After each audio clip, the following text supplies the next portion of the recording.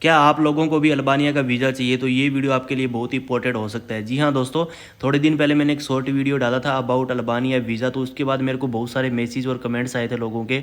तो मैंने सोचा कि क्यों ना एक डेडिकेटेड वीडियो बनाया जाए जिसके अंदर आपको अल्बानिया ई वीज़ा के बारे में फुल इन्फॉर्मेशन दिया जाए कि किस तरीके से अल्बानिया का ई वीज़ा अप्लाई होता है और क्या क्या डॉक्यूमेंट्स चाहिए, कितना प्रोसीजर होता है और कितना कॉस्ट वीज़ा का आता है।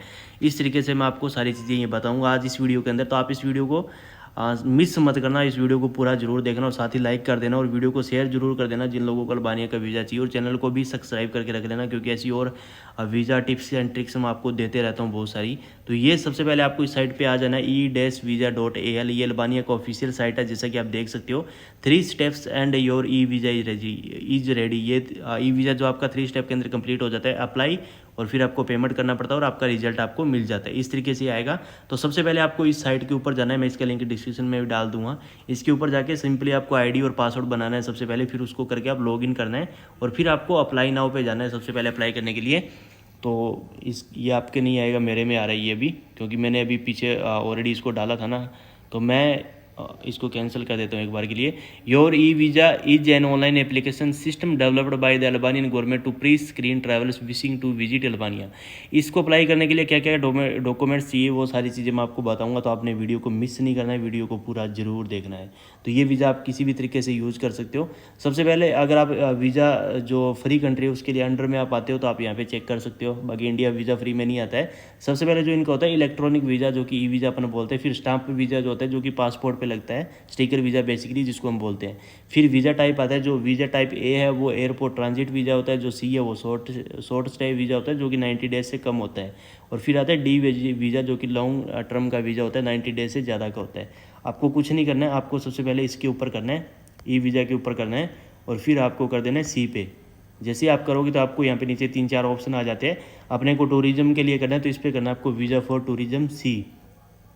इसके अंदर आप देख सकते हो सबसे पहले आपको क्या चीज़ चाहिए, वीज़ा एप्लीकेशन फॉर्म चाहिए होगा सबसे पहले आपको। फिर proof of employment from their country of birth of residence, आपको एक एम्प्लॉयमेंट का प्रूफ चाहिए होगा, अगर आप काम करते हो बिजनेस करते हो तो उसके बारे में चाहिए होगा। फोटोग्राफ चाहिए होगा, उसके बाद जिसका डायमेंशन होना चाहिए 47 mm बाई 36 mm, और फोटोकॉपी होता है वैलिड ट्रैवल डॉक्यूमेंट जो कि आपका लाइसेंस होता है, उस जो आपका पासपोर्ट होता है उसका वैलिड फोटोकॉपी आपको चाहिए होगा। फिर statement according to the legal provision, statement आपका आप सेविंग अकाउंट का लगा सकते हो, अगर आपके पास करंट अकाउंट है तो उसका भी आप लगा सकते हो। Document showing A booking is accommodation facility, या फिर आपको होटल बुकिंग वगैरह देना है। फिर document showing that the applicant has sufficient financial means for living, फिर आपको बैंक स्टेटमेंट देना पड़ेगा कि आप खुद का खर्चा उठा सकते हो, आप कैपेबल हो खर्चा उठाने के लिए। तो इसके बाद अगर जो आएगा फिर वो आएगा round trip ticket reservation document. फिर आपके बाद आपको आने और जाने दोनों तरफ की hotel booking flight ticket show करना पड़ेगा। फिर आपका residence permit more than 12 month जो कि आपका इंडिया के अंदर होना चाहिए, भी मेरा ये घर है मैं यहाँ पे रह रहा हूँ ऐसा ऐसा, वो दिखा सकते हो। फिर लास्ट में जो आता है the full bank statement showing the money going in and money leaving your account for that last 12 month, आपको 12 मंथ का स्टेटमेंट यहाँ पे देना पड़ेगा। इसके बाद आपको अप्लाई पे करना है। जो अप्लाई करने का प्रोसीजर है वो आपको मैं सिंपली यहाँ पे बता देता हूँ क्या चीज़ है। आपको यहाँ पे अप्लाई पे करना है, तो एक बार के लिए थोड़ा सा ये टाइम लेगा। ये आपका 6 स्टेप के अंदर टोटल कंप्लीट हो जाता है फॉर्म जैसा। पर्सनल इन्फॉर्मेशन, फिर passport information, visa information, family member information, host information, address and contact, upload documents. तो सॉरी 7 स्टेप के अंदर होता है ये, मैंने 6 बोल दिया था। तो ये सारी डिटेल आपको फिल करनी होती है पहले, तो मैं सारी डिटेल फिल कर लेता हूँ फिर आपको बताता हूँ। तो सबसे पहले मैंने ये डिटेल वगैरह फिल कर लिया है। सबसे पहले एक चीज़ आप ध्यान में रख लेना, जिसके ऊपर ये छोटा सा स्टार आपको दिख रहा है, ये सारे फील्ड करना मैंडेटरी है। जिसके ऊपर स्टार नहीं है तो उसको फील्ड करना कोई ज़रूरी नहीं है। सबसे पहले आपका क्या कंट्री और पैलेस ऑफ रेजिडेंस आपका कौन सा है। फिर काउंसलर ऑफिस, इसके अंदर इंडिया सिलेक्ट करोगे तो बीजिंग दिखाएगा ये, ठीक है। तो फैमिली नेम आपका फिर लिख सकते हो आप क्या है जो भी। फिर आपका फर्स्ट नेम हो गया, फिर आपका डेट ऑफ बर्थ हो गया, फिर आपका आईडी यानी कि पासपोर्ट नंबर आ गया, फिर आपका country of place and country of birth आ गया, और करंट नेशनलिटी आपका आ गया। फिर ओरिजिनल नेशनलिटी जहाँ आपका बर्थ हुआ था वो आप लगा लेना। फिर आपका मेल है कि फीमेल हो वो आप डाल देना। फिर आपका मैरिटल स्टेटस क्या है, अगर आप शादीशुदा हो कि सिंगल हो क्या है। फिर आपका फादर नेम, फिर आपका मदर नेम, और रेजिडेंस परमिट, इसके अंदर आप यस कर देना रेजिडेंस परमिट। अगर है तो यस यस ही करना आपको, नो तो नहीं करना भाई। ये फिर इसके बाद आपको नेक्स्ट कर देना है। नेक्स्ट के अंदर जैसे कि मैंने बताया था पासपोर्ट डिटेल आपको भरनी है, तो ये भी मैं भर के फिर आपको बताता हूँ आगे। सो मैंने ना पासपोर्ट डिटेल यहाँ पे फिल कर लिया। सबसे पहले आपका पासपोर्ट का टाइप आपको देना है कि ऑर्डिनरी है, कौन सा डिप्लोमेटिक वो देना है। तो नेशनल डाल देना, आप ऑर्डिनरी दिखा नहीं रहा इसमें, नेशनली होता है ये। फिर पासपोर्ट नंबर आपका आ गया, फिर अथॉरिटी ऑफ इशू आ गया, कहाँ से इशू आया था, और उसके बाद डेट ऑफ इशू आ गया, फिर आपका डेट ऑफ एक्सपायरी आ गया जो कि 10 ईयर का होता है, अगर बच्चों का है तो 5 साल का होता है। फिर इसके बाद if you reside in a country other than your country of origin, अगर आप किसी और कंट्री में रहते हो जो कि आपका ओरिजिनल कंट्री है, you have permission to return to that country, अगर आपके पास परमिशन है तो इसके लिए येस नो कर देना। पर्सनल नंबर कोई मैंडेटरी नहीं है, वैलिडिटी 10 ईयर आप इसमें डाल सकते हो। अब मैं इसको नेक्स्ट कर देता हूँ। तो नेक्स्ट करने के बाद जो कि अपना वीज़ा इन्फॉर्मेशन आ चुका है, additional information on applicants visa. तो मेन डेस्टिनेशन अपना अल्बानिया आ गया है। फिर इंडिविजुअल वीज़ा, आपको इंडिविजुअल वीज़ा चाहिए ना, तो यस कर देना। तो अपने को इंडिविजुअली चाहिए। वीज़ा टाइप अपना ऑलरेडी सी आ चुका है। पर्पज़ ऑफ ट्रैवल आपका क्या है, हम टूरिज़्म के लिए जा रहे हैं, तो आप यहाँ पे टूरिज़्म डाल देना, ठीक है। फिर डेट ऑफ अराइवल आप डाल सकते हो कोई भी। तो सपोज जैसे कि मैं लगा देता हूँ यहाँ पे 1 जून से लेके 10 जून के बीच में मैं यहाँ पे कर देता हूँ। तो मेरे को 10 दिन के लिए जाना है सपोज करो। नंबर ऑफ़ एंट्रीज रिक्वेस्टेड, और सिंगल डबल वो आ गया ना यहाँ पे, जैसे कि सिंगल एंट्री चाहिए, मल्टीपल एंट्री चाहिए, तो वो आप यहाँ पे डाल सकते हो। जैसे कि मैं यहाँ पे डाल देता हूँ 1 एंट्री डाल देता हूँ। आपको एक बार कम ही डालना है क्योंकि हो सकता है आपको वीज़ा ना दे ज़्यादा, अगर एंट्री की आप कोशिश करोगे तो आप सिंगल एंट्री पर एक बार फिल करना स्टार्टिंग के अंदर। ड्यूरेशन ऑफ स्टे आपका कितने दिन का स्टे होगा, तो मैं यहाँ डाल देता हूँ 10 दिन का अपना स्टे होगा। मीन्स ऑफ ट्रांसपोर्ट आपका क्या होगा, तो मैंने यहाँ पे लिख दिया फ़्लाइट, ठीक है। तो फ्लाइट मैंने लिख दिया। Border of first entry to transit route, ये आपका क्या होगा, मतलब कि जो अल्बानिया का एयरपोर्ट है ना, तिराना एयरपोर्ट, वो डाल देना। मैं यहाँ पे ये डाल देता हूँ स्टार्टिंग में। और आपका करंट ऑक्यूपेशन क्या है, तो स्टूडेंट मैं लिख देता हूँ। आपका जो भी है वो आप लिख देना। आप बिजनेस करते हो, स्टडी करते हो या कुछ और, आपका जो भी बिजनेस है वो आप डाल देना। Entry permit in the final country, तो फाइनल कंट्री का जो एंट्री परमिट है वो आपके पास होगा, यस, वो भी आप डाल देना। अथॉरिटी ऑफ इशू, तो ये अथॉरिटी ऑफ इशू कौन सा है, मतलब कि इंडिया भर देते हैं मैं इसमें, ठीक है। फिर ये नीचे को डालना जरूरी नहीं है। Other visas issued during the past 3 years and there period of validity, अगर ये इसमें से आपके पास कोई है तो आप देख लेना, नहीं तो इसको नेक्स्ट कर देना आप। तो अदर वीज़ाज, ओ सॉरी, यहाँ पे ये प्रीवियस, अगर आप अल्बानिया में कभी पहले भी गए हो तो आप देख लेना, नहीं गए तो आप यहाँ पे नो कर देना। अगर आप सेकंड टाइम जा रहे हो तो वो देख लेना, अदरवाइज़ आप यहाँ पे डाल देना। तो मैं यहाँ पे नन कर देता हूँ। इसके बाद other visas issue during the past 3 year, जो कि ऑलरेडी आपके पास मतलब कौन कौन से वीज़ा है, ठीक है, वो आप देख लेना। मतलब कोई जो जैसे और कंट्री के जो आपके पास वीज़ा होंगे ना, जो आप किसी कंट्री के अंदर और में गए होंगे। Other visas issue during the past 3 year and there period of validity, तो मैं इसमें एक डाल देता हूँ, एक करके इसको फिर इसमें कर देता हूँ। इसके बाद अपना आगे वाला आ गया फैमिली मेम्बर्स इन्फॉर्मेशन, जहाँ पे आप अपना स्पाउस फैमिली नेम भर सकते हो। और ये भरना कोई मैंडेटरी नहीं है, आप देख लेना, बेसिक डिटेल है क्योंकि इनके ऊपर स्टार नहीं है किसी के ऊपर भी।